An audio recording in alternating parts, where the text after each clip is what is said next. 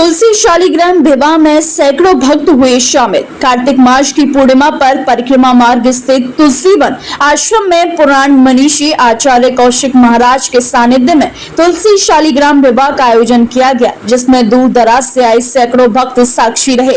परंपरा अनुसार पानी घाट चौराहे से बैंड बाजी की धुन पर शुरू हुई बारात में शामिल हुए भक्त मद मस्त होकर झूमते हुए नजर आए, जिसका स्थान स्थान पर पुष्प वर्षा से भव्य स्वागत किया गया।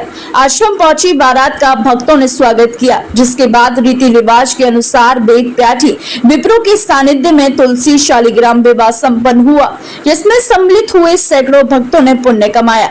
इस संबंध में जानकारी देते हुए महाराज श्री ने बताया है कि कार्तिक मास में किए हुए हर पुण्य से कई गुना फल की प्राप्ति होती है। आगे कहा गया कि आश्रम में तुलसी शालिग्राम विवाह महोत्सव की धूम मची हुई है। लाखों ने तुलसी शालिग्राम विवाह में सहभागिता कर लाखों कन्याओं के कन्यादान के फल की प्राप्ति की है। आज का ये उत्सव अपने आप में कई फलों की प्राप्ति करने के समान है। महाराज जी, तुलसी विवाह हो रहा है, देव दिवाली है, किस तरीके से पर्व को मनाया जा रहा है? सबसे पहले तो नेटवर्क 10 के सभी दर्शकों को बहुत बहुत उनके हृदय में बैठी हुई भगवतीय सत्ता को प्रणाम है।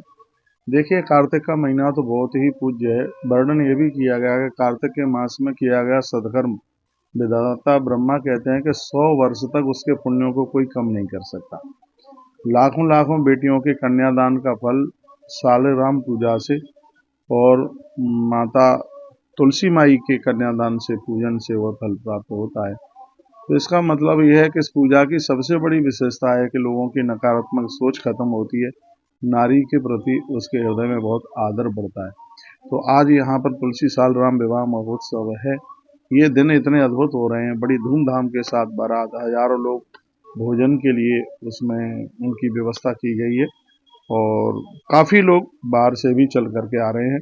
देव दिवाली की बहुत बड़ी महिमा है। मैं आपको बोल दूं, देवउठनी एकादशी के दिन भगवान सुतल लोक में राजा बलि के यहाँ पर खड़े होते हैं और अगले दिन शंखासुर का उद्धार करके मेरे भगवान वेदों को प्रयाग में पहुंच करके ऋषियों को समर्पित करते हैं।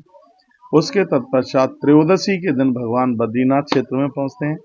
चतुर्दशी के दिन भगवान बैकुंठ पहुंचते हैं, इसलिए उसका नाम बैकुंठ चतुर्दशी है। और इसी दिन भगवान महादेव ने उन्हें सुदर्शन चक्र दिया है, इसलिए इसको हरिहर चतुर्दशी के नाम से भी जाना जाता है। हरिहर दोनों का मिलन हुआ है। और देव दिवाली के दिन दिए जलाए जाते हैं, गंगा जल के द्वारा भगवान का अभिषेक किया जाता है, इसलिए इसको गंगा पूर्णिमा के नाम से भी जाना जाता है।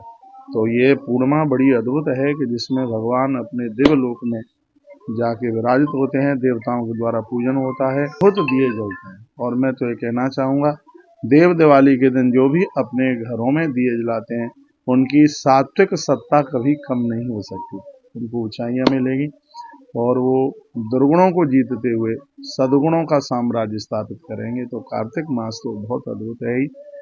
और नेटवर्क 10 के माध्यम से बात हमारी बहुत दूर दूर तक पहुंच रही है और इस पूरे कार्यक्रम में मैं यही निवेदन करना चाहूँगा, लोग एक दूसरे की भावनाओं को समझें, एक दूसरे का आदर करें। विवाह का मतलब जब तुलसी शालिग्राम भगवान का विवाह होता है, इसमें श्रद्धा और विश्वास दोनों एक जा करके मिलते हैं। तो संपूर्ण ये कथाएं हमारे लिए